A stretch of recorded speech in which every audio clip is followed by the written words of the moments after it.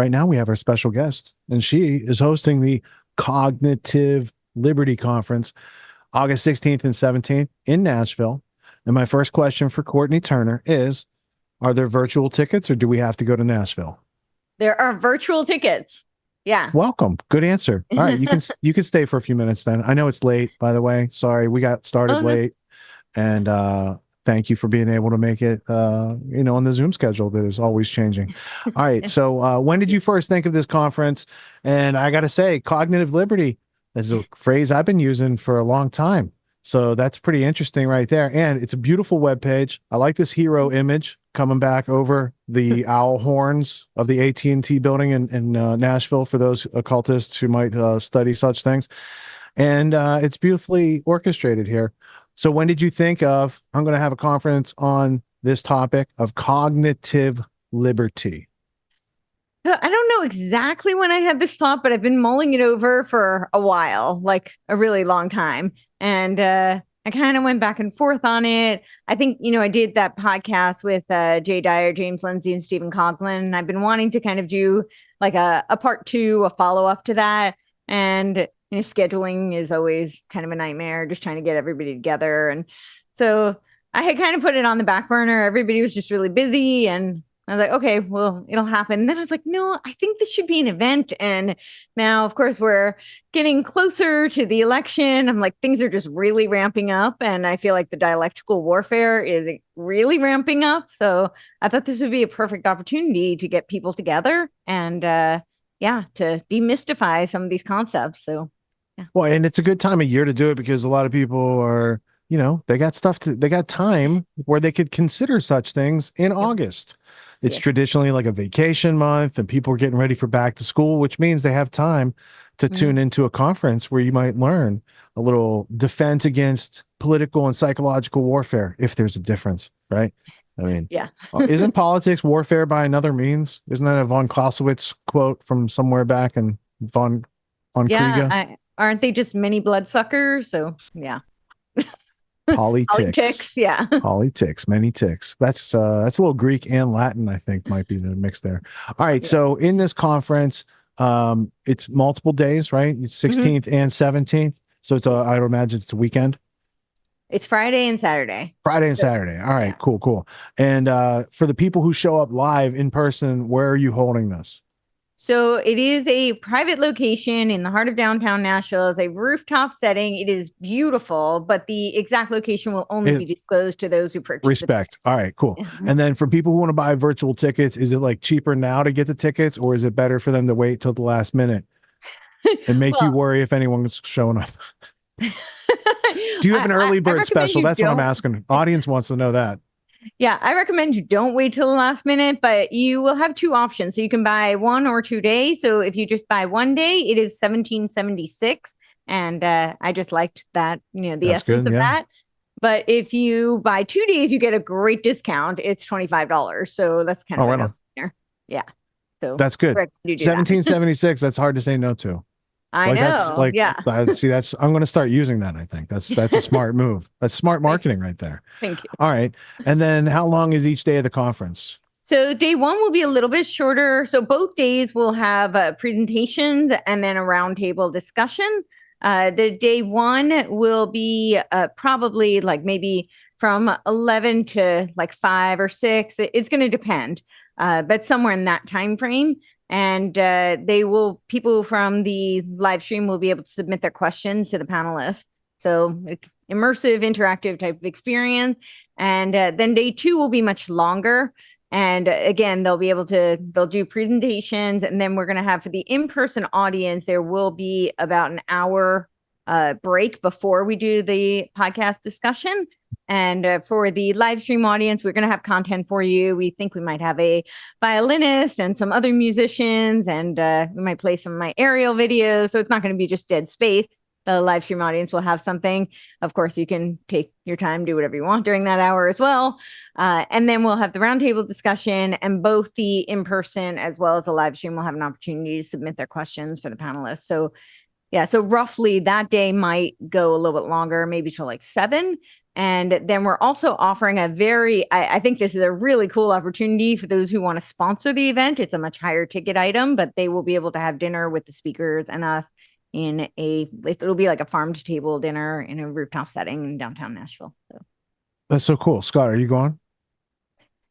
Don't you live near there? Yeah. I'm like not too far from there at all. I plan on going. I told a friend I was gonna go to a music festival on that Saturday, so I could probably drop in on the 16th. So, but yeah, no, Courtney, amazing work. This is really cool. Very excited for you. Yeah, very awesome. I mean, it's a lot of work putting together a conference. So taking it from an idea to something you actually do, it takes a lot of moxie. Oh yeah, we know. This isn't your first rodeo. So, for people who go in person, who can drive, like if you're in a couple hour radius, find a buddy, find a friend, get a couple tickets, you go, and obviously you get to ask questions live. You get to see people and shake hands, and you make new friends. So there's all sorts of benefits if you can get there live. But if you can't, there's a lot of value they can still get just online. I watch a lot of conferences online, even ones that I'm invited to speak to that I don't want to travel to, because travel sucks a lot of creativity out of you a lot of times. There's a lot of other things go on. I'd rather just stay and work and watch it on the wire, as it were. So for people watching, they get a day pass or a ticket. They'll also actually get it on demand. They'll be able to watch it for up to 2 months afterwards. Oh, cool. Yeah. So if they can make it during that time, obviously they can submit their questions to be answered in real time. But if they can't watch during those days, they can, watch it whenever their schedule allows. They'll have it for up to 2 months after. So cool. And the URL is easy enough to remember: cognitivelibertyconference.com. Yep. Well played. And do you plan on making this a series? I do. That is the plan. So yeah, I highly recommend. I mean, obviously, if the live stream is a great option, we want people to take advantage of that. That's why we're making it available. But I highly recommend if you can go in person. Typically, I first of all, we know how I feel about in-person meetings and congregating with like minds and getting an opportunity to interact both with the speakers and with the the guests is a really great opportunity. But also, I will just say, very rarely do you get intimate and upscale simultaneously, and that is really what you're going to get with this. So if you do get to go in person, I think it's going to be a really incredible experience. And it's a 2-day event, so both of them, obviously, as the name suggests, focus on cognitive liberty, but there's focuses that are a little bit different each day. So the first day, the focus is going to be on education. So we have presenters and panelists who are going to go through kind of the history of what both John Taylor Gatto and Charlotte Iserbyt called the deliberate dumbing down of America. We're going to go through that history, how we got to where we are today, what the agenda, the goal is, and then we're going to talk about some solutions and what we can do to instill cognitive liberty in the youth. And then day 2 is going to be, as you said, the focus will be on political, psychological, dialectical warfare.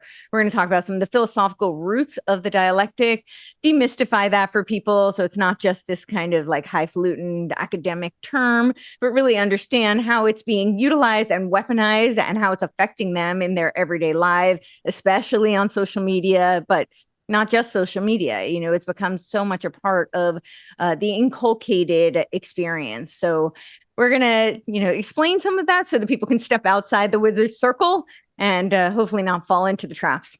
You'll have to get Jay to use Trump level syllables. So it's like, Jay, here's 20 words you can use. You have to use these 20 words over and over again. Don't use anything bigger than 2 syllables. Go and explain dialectical warfare to the audience. And maybe I'll give him he'll do a speech and then he'll do just an impressions comedian act. Maybe, if you're lucky. I mean, his impressions. Maybe that'll be the break. Steal the show right there. Us. He could just go. All right. Now, I also wanted to point out the reason I put cognitive liberty in my book stamp way back was I was reading these books in pursuit of cognitive liberty. So that's why it said, in pursuit of it. Now you guys can actually go to the Cognitive Liberty Conference. You don't have to pursue it. You can go. You can get a ticket. And like I said, you're going to meet more friends than enemies. Like, I don't ever remember going to any of these types of conferences and really having like no one's done violence or anything like that, right? Sometimes people argue, but otherwise it's mostly like, 95% of the time it's good people that you're having great interactions with. Sometimes you develop relationships and keep in touch or go to other conferences together. there's only so many people on the planet who have the consciousness to appreciate freedom and to try to grow and cultivate the ideas and fertilize those ideas and spread those ideas, disseminate those ideas that keep freedom and self-reliance and everything in balance. And what they're trying to do is just take our country and the world itself off balance. And I think it's very important to get back to these types of topics. So I appreciate you hosting, and I'll get there on the virtual. Awesome. Well, thank you. We look forward to having you there, virtually or otherwise. And yeah, we'd love to have you. Maybe we'll get you down for one of the future ones. We can get you. Well, I know you'd inquired, and I was like, I can't go to Nashville. I got a busy schedule, but I'm happy to support and proliferate and attend and view and learn, because I love learning from my colleagues. There's stuff all the time where I'm like, dude, I wouldn't have known that if I hadn't listened 3 hours into this, and I think I usually know my colleagues' work pretty well, but if you listen and pay attention, they're always dropping new pieces that I can learn from. So yeah, this is awesome. What a great opportunity. Thank you. Yeah, I feel the same way. And this is going to be, I mean, you see the roster. It's going to be really a edifying experience. I'm looking forward to it. So, yeah. That's awesome. Courtney, did you go to the Bitcoin conference this weekend? I did. This week? Yep. Okay. Yeah, I wasn't able to make it, but how was it? Anything exciting?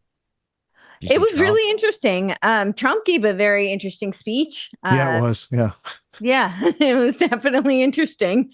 Lots of interesting characters. I learned, I mean, I'm not super Bitcoin savvy. I actually brought Jay Dyer, who knows way more than I do. So yeah, but I definitely feel like I learned quite a bit, and it's interesting I also got to meet one of the panelists there. I got to meet him in person beforehand. Matthew Crawford was there. Yeah, we got to meet great people, and I feel like I learned a lot. So awesome. There were a lot of people.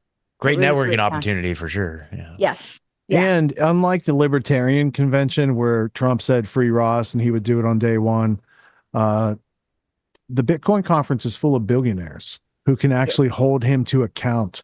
Whereas Libertarians, I don't think there was not much enforceability on that promise. But the fact that he repeated it in a room full of those people, I don't believe everything in politics, but I do believe if he has the power, he can stroke the pen and put Ross out as a free person. And in the next 7-8 months. Yeah, no, absolutely. Actually, afterwards, I went to, it was like an after party for the event, and the venue was owned by a guy who was a Bitcoin. I don't know how much he made, but he was very wealthy, and he said he bought the whole thing with Bitcoin money. And he loves the idea of the Cognitive Liberty Conference, and he was like, I want to host it. I want you to use my venue. It's a bit late for that, but for the future ones, that's a great opportunity. So, dude, you gotta let me know about that for future events too. Like, we're always thinking of something. So yeah, I'd love to be in touch with someone like that. So cool. For sure. Yeah, and if you weren't invited before this conversation, Scott, you're invited now because I asked. Well, I had invited Scott. I talked to him about it. No, we've been talking. I'm sure you guys did. I realized it after I had said that, and I was like, oh, I just invited you, and you might not have been invited, and but you guys live near each other, so I assume. Yeah, we're homies, dude. We're homies. All right, good. Yeah, we're good. Of course. That's tight. Yeah, I remembered you had some sort of a music something that day. So, but you can get the live stream and then watch it later. Totally. All right. Well, Courtney, I appreciate you staying up late to be able to help us get that coverage here. Because thank you. Otherwise, it's just me showing your website, and it's a lot better to have you explain things than to me, pitch your conference based on the website. For sure. The other thing I will add is that the in-person tickets, those are early bird prices. So those, if you do plan to go in person, I would jump on those. The live stream will be there, but yeah, I would jump on the early bird in person. Cool. I do it. So the Cognitive Liberty Conference #1, right? So we could just think of it as the first one. But if you go to the first one, like if you're going to go in the future, you might as well go to the first one. I guess that's what I'm saying. Yeah, be part of the founding of this this series of conferences. We already have the idea for the next concept. So for the next one, we've already talked to them about putting it together. So I already have the people. Yeah. Awesome. All right. I look forward to seeing the conference, and I look forward to being able to rap with you again in longer form content. I look forward to it as well. All right. Have a good night. Thanks, Courtney. You're welcome. Thank you. Bye. Peace. twice a year, I teach a course called Autonomy. It's a 12-week course. It teaches leadership, entrepreneur skills, executive skills, all these types of things that I saw were taken out of our education system in order to make the schooling or indoctrination system that we've all probably went through. And it has served us well enough to be interchangeable cogs in the machine of the globalists. But if we want a homestead, if we want write our own ticket, work from home job, work from anywhere type of situation, they're not exactly handing those out at the end of college. They give you a piece of paper and they're like, good luck. So reality is dropping us off here, but the demands of reality are up here. So I created Autonomy to help people close that gap for themselves so they can level up their skills to the demands of the situations that life is putting in front of us presently. Life's demands of intellect and understanding precision and complexity are ever increasing. The schooling didn't prepare us for it. The media is not going to do anything but reinforce what schooling prepared us for. And so we're going to have to take a leadership position and take steps off the beaten path to kind of blaze our own trail in life.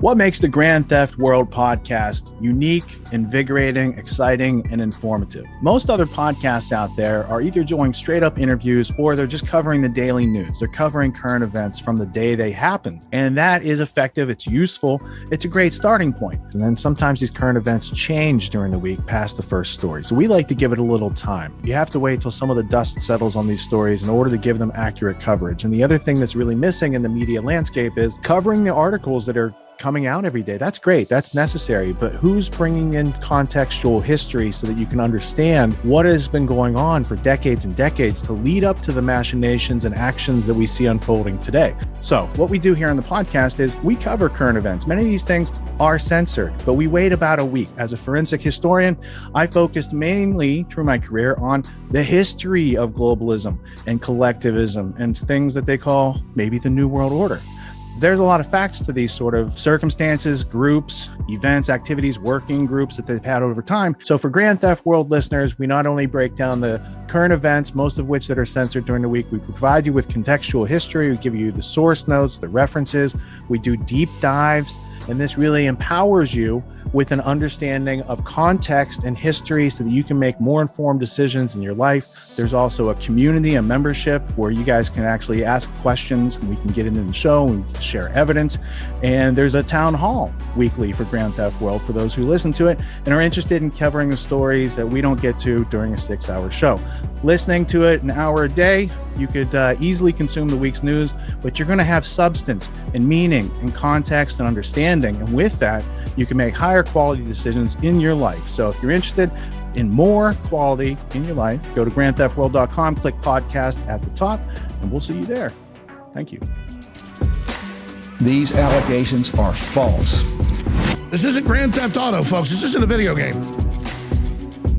What are the most surprising things that you discovered once you started pulling on that thread? Who he was connected to, what institutions he was influential over, what events he participated in? Come on, man. What are we talking about? Come on, man. No. You don't have to think about it, dude. I got this quote because you said you didn't know much about Klaus Schwab. I made it my job to, as soon as this happened, I'm like, okay, this guy's their front man. Let me learn about the official history of the World Economic Forum. I got their 40-year history. I got every book that Klaus Schwab has written or ghostwritten. I went through those books. This is one of the most interesting passages. Come on, man. Come on.